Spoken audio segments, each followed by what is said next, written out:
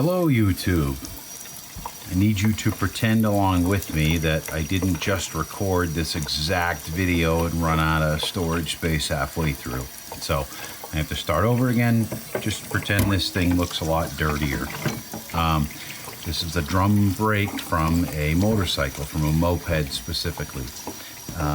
If you have to clean the drum brakes of a motorcycle, even a car, but car you won't get the drum brakes off. A motorcycle, they come right off. You want to do it either under a HEPA filter to keep the asbestos down so you're not breathing in asbestos and suffering through mesothelioma. On a motorcycle, you can still put it under an asbestos hood if you happen to have a HEPA filter asbestos hood.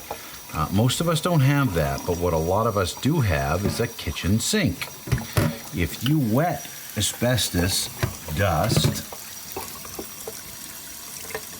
it is inert. It can't fly up in the air where you can breathe it. So if you take your, and this is a Tomos brake drum, and I learned just recently that there's actually no asbestos in these brake shoes. These are asbestos free. I'm happy to learn that, but I still don't want to breathe in whatever the heck the dust is made of, and water's a good way to keep dust down. So I like a brass brush. It's very difficult to tell that this brush is made of brass, but it really is.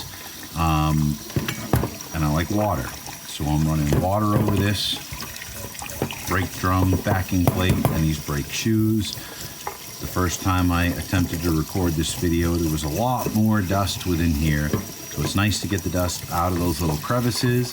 Nice to get it out of these springs, one side and the other. It's real good to get the dust off the shoes because that's where the squealing comes from. If you're getting brake squealing out of drums and it's not like metal on metal, if you got shoe material left and you're getting squealing, it's because there's dust in here acting like almost like a lubricant, but allowing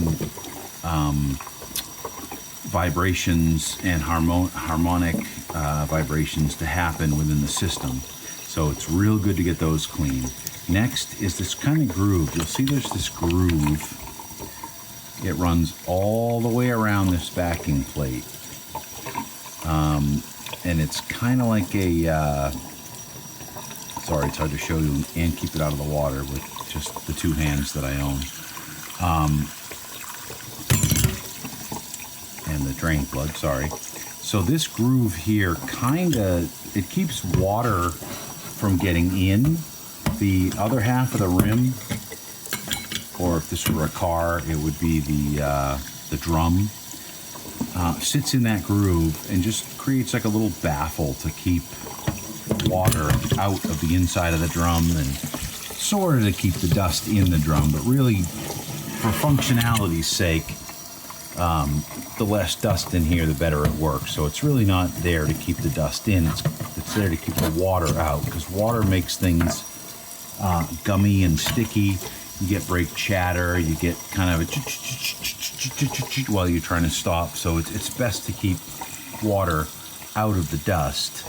And even better than that is to keep the dust out of the drum or to clean it out periodically. So that's kind of your goal here if you're ever cleaning a brake drum, especially a motorcycle brake drum. Once you've got all the water out, once you've got all the dust out, you want to get anything in here that's steel, you want to get good and dry. You don't want water to sit on steel. That'll create rust, that'll create sticky spots, that'll create freeze-ups. Right here where my thumb is, this is the lever that your cable pulls on. You can see this is what causes the shoes to push out. They push out against the drum. That's what stops, and the friction between the shoes and the drum is what stops the motorcycle. So everything requires, it kind of hinges, pun intended, on this hinge right here, this pivot. When this lever gets moved, this cam pushes out on the shoes. So it's really important that you put a little dab of grease right on the face of that cam. Over here, it's harder to see the other one. You got to kind of cam it in the wrong direction, which is difficult to do with one hand. Little drop of grease in there, not much. You don't want enough grease that it gets on the face of the shoes. You absolutely do not want these shoes contaminated with any kind of oily or greasy substance. Water's okay.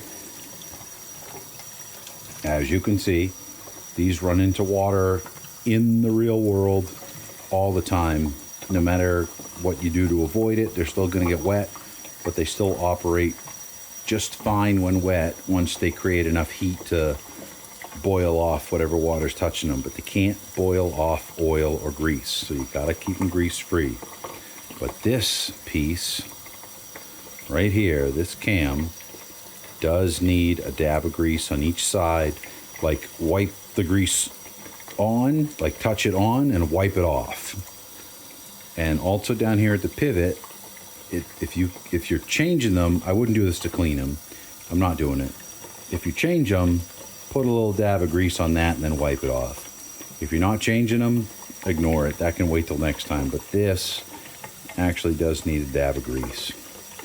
And then dry it off, because this is all aluminum. If this was steel, might be a different story, but this is all aluminum, and the springs are steel, but they're painted, so they're safe. So this is going to be okay. This is the rear brake on my Tomos ST mid-aughts, mid-20-aughts, but it's really the same scenario for any drum brake. You want the dust out of there, you want it nice and clean. That'll keep it quiet. And don't let the steel rust, don't let the steel corrode, and don't let the dust squeal on you. How dirty that glove is. That was like almost that clean, probably cleaner than that when I started. Now, even though the thing didn't even look dirty when I started, that's what it does. That's how much dust is in there. But yeah, good brass brush, a little bit of running water. Keep the dust down, don't breathe it in. Don't die of asbestosis or mesothelioma. Have fun.